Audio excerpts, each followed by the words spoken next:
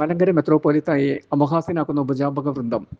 മലങ്കര സുറിയാനി ക്രിസ്ത്യാനി അസോസിയേഷനും അതിൻ്റെ മാനേജിംഗ് കമ്മിറ്റിയും രൂപീകൃതമായ 1876 മുളന്തുരുത്തി സുന്നതോസിന്റെ ചരിത്ര പൈതൃകത്തിന്റെ 150-ാം വാർഷികത്തോട് ചേർന്ന് നടക്കുന്ന മലങ്കര അസോസിയേഷൻ സമ്മേളനം നടപടിക്രമങ്ങളുടെ ആശയക്കുഴപ്പത്തിന്റെ പേരിൽ സഭയ്ക്ക് അപമാനകരമാവുന്ന അവസ്ഥയിലേക്ക് നേതൃത്വം എത്തിക്കുന്നതാണ് ഈ ദിവസങ്ങളിൽ നാം കാണുന്നത്.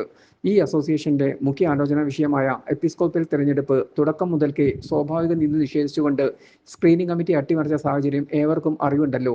ഇത്രയും ആക്ഷേപം കേട്ട ഒരു എപ്പിസ്കോപ്പൽ തെരഞ്ഞെടുപ്പ് സഭയിൽ ഉണ്ടായിട്ടില്ല. സഭാമക്കളുടെ പരാതികൾക്കോ അഭിപ്രായത്തിനോ യാതൊരുവിധ വില നൽകാതെ ഏകപക്ഷീയമായ തീരുമാനങ്ങളെടുത്ത് ഒടുക്കം കോടതിയിൽ വരെ സഭാമക്കൾക്ക് അഭയം പ്രാപിക്കേണ്ടി വന്നെങ്കിൽ അതിന്റെ നേതൃത്വത്തിന്റെ ധാർഷ്ട്യവും നിസ്സംഗ മനോഭാവവും ചെറുതല്ല. ഈ എതിർപ്പുകളൊന്നും എതിർപ്പല്ല, ഞങ്ങൾക്ക് തോന്നിയ പോലെ ചെയ്യും എന്ന സമീപനം നേതൃത്വം തുടരുന്നു എന്നത് മലങ്കര അസോസിയേഷന്റെ 9 ദിനം മുൻപ് പോലും വ്യക്തമാണ്. ആരാണ് വരണാധികാരി? ഒരു തെരഞ്ഞെടുപ്പിന്റെ വിശ്വാസ്യതയ്ക്ക് വരണാധികാരിയുടെ സ്ഥാനം നിർണായകമാണ്. വോട്ടിംഗ് സംവിധാനം നിയന്ത്രിക്കുന്നവർ, വോട്ടെണ്ണലും ഫലപ്രഖ്യാപനവും നടത്തുന്നവർ എന്നിവരെ കുറിച്ച് മുൻകൂട്ടി വ്യക്തമായ വിവരം നൽകുന്നത് അടിസ്ഥാന തെരഞ്ഞെടുപ്പ് സുതാര്യതയുടെ ഭാഗമാണ്. അസോസിയേഷന് 9 ദിനം കൂടി ഉള്ളപ്പോൾ പോലും നേതൃത്വം വരണാധികാരി ആരെന്ന് ഇതുവരെയും അറിയിച്ചിട്ടില്ല. ഇനി അങ്ങനെ ആരെങ്കിലും നിയമിച്ചിട്ടുണ്ടെങ്കിൽ എന്തിനാണ് രഹസ്യമാക്കി വെച്ചിരിക്കുന്നത്?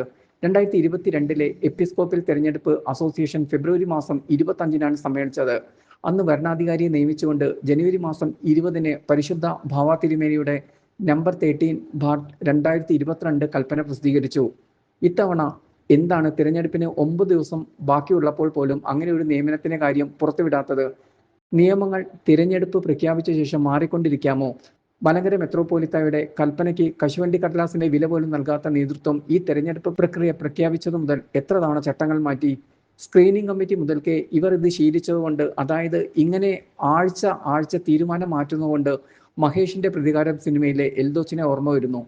എല്ലാത്തിനും മലങ്കര മെത്രോപൊലിത്തയുടെ പ്രത്യേക അധികാരം എന്ന ന്യായീകരണവും.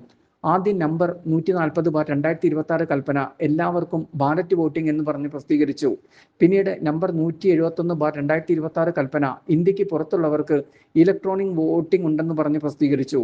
അസോസിയേഷൻ സെക്രട്ടറി 3/8/2026 ഇറക്കിയ നിർദ്ദേശങ്ങളിൽ ഫിസിക്കൽ ബാലറ്റിനും ഇലക്ട്രോണിക് ബാലറ്റിനും പ്രത്യേക ഫലപ്രഖ്യാപനമില്ല എന്ന് അറിയിക്കുന്നു. ഫിസിക്കൽ ബാലറ്റിൽ 4-ൽ കൂടുതൽ സ്ഥാനാർത്ഥികൾ വോട്ട് ചെയ്യാൻ അനുവദിക്കുമ്പോൾ ഇലക്ട്രോണിക് വോട്ടിംഗിൽ 4-ൽ കൂടുതൽ ചെയ്യാൻ പറ്റില്ല എന്ന് പറയുന്നു. അതായത് ഒരു തെരഞ്ഞെടുപ്പിൽ വോട്ട് ചെയ്യുന്ന 2 വോട്ടർമാർക്ക് 2 നീതി. ഒരേ തെരഞ്ഞെടുപ്പിൽ 2 രീതിയിലുള്ള വോട്ടിംഗ് നടക്കുമ്പോൾ താഴെ പറയുന്ന കാര്യങ്ങൾ വ്യക്തമായിരിക്കണം. ഫിസിക്കൽ ബാലറ്റിനും ഇലക്ട്രോണിക്കൽ ബാലറ്റിനും ഒരേ വാലിഡിറ്റി ക്രൈറ്റീരിയ ആണോ? ഇൻവാലിഡ് വോട്ട് നിർണ്ണയിക്കുന്ന മാനദണ്ഡം എന്താണ്? വോട്ടെണ്ണലും ഫലപ്രഖ്യാപനവും ആരുടെ മേൽനോട്ടത്തിലാണ്? ഇനി വരണാധികാരിയായ ഫിസിക്കൽ തെരഞ്ഞെടുപ്പിനും ഇലക്ട്രോണിക് തെരഞ്ഞെടുപ്പിനും വരണാധികാരികൾ 2 പേർ എന്ന് കേൾക്കുന്നു. ഇവർക്കെല്ലാം 2ആണ്. മൊത്തത്തിൽ ഇവർ മനുഷ്യന്റെ സാമാന്യ ബുദ്ധിയെ പരീക്ഷിക്കുകയാണ്. ലോകത്ത് എവിടെയെങ്കിലും ഒരു ഇലക്ഷൻ നോട്ടിഫിക്കേഷൻ പ്രസിദ്ധീകരിച്ച് ചട്ടങ്ങൾ മാറ്റുന്നത് നിങ്ങൾ കണ്ടിട്ടുണ്ടോ? യാതൊരു ഗൃഹപാഠവും ഇല്ലാതെയാണ് ഏറ്റവും വലിയ പാർലമെന്റ് എന്ന് വിശേഷിപ്പിക്കുന്ന അസോസിയേഷൻ ഇവർ കൈകാര്യം ചെയ്യുന്നത്. അടിമുടി പ്രാന്ത് പിടിച്ച് യാതൊരു ലക്ഷ്യബോധമില്ലാതെ എന്തൊക്കെയോ നേടിയെടുക്കുന്നതിനുള്ള പരാക്രമം ഇതിൽ വ്യക്തമാണ്. ഇവന്മാർ മൊത്തം ഉഡായിപ്പാണ് എന്നതിന് ഇനി എന്ത് തെളിവാണ് വേണ്ടത്? എങ്ങനെയാണ് ഇത്രയധികം ഉത്തരവാദിത്തരഹിതമായൊരു നേതൃത്വത്തിന്, ജനങ്ങളോട് അക്കൗണ്ടബിലിറ്റി ഇല്ല നേതൃത്വത്തിന് പെരുമാറാൻ സാധിക്കുന്നത്? എവിടെ പോത്തിനെന്ത് ഏത്തവാഴ? കുറച്ചു നാൾ കഴിയുമ്പോൾ വിഡ്ഢികളായ ഫാൻസ് വന്ന് ചോദിക്കും, തെരഞ്ഞെടുപ്പ് കഴിഞ്ഞു, മോരിലെ പുളിയും പോയി, പിന്നെന്താണ് കുഴപ്പം എന്ന്. അതിനാണ് പറയുന്നത്, ഈ തെരഞ്ഞെടുപ്പ് സുതാര്യമാകുമെന്ന് പ്രതീക്ഷയില്ലെങ്കിലും നാം ചെയ്യാനുള്ളത് ചെയ്യുക.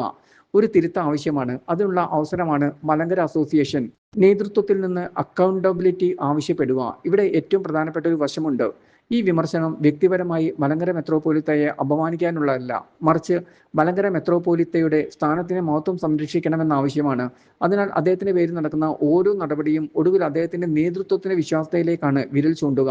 അദ്ദേഹത്തെ ചുറ്റിപ്പറ്റിയുള്ള ഒരു ഉപജാപക വൃന്ദം എല്ലാ തീരുമാനങ്ങളെയും ചോദ്യം ചെയ്യാനാവാത്ത പ്രത്യേക അധികാരം എന്ന പേരിൽ അവതരിപ്പിക്കുകയും തീരുമാനങ്ങളുടെ ആശയക്കുഴപ്പങ്ങൾക്ക് പോലും അദ്ദേഹത്തിന്റെ പേരിനെ കവചമാക്കുകയും ചെയ്യുന്നുണ്ടെങ്കിൽ അത് യഥാർത്ഥത്തിൽ മലങ്കര മെത്രോപൊലിത്തയുടെ സ്ഥാനത്തെ സംരക്ഷിക്കുകയല്ല, അദ്ദേഹത്തിന്റെ സ്ഥാനത്തിന് വില കുറയ്ക്കുകയാണ്.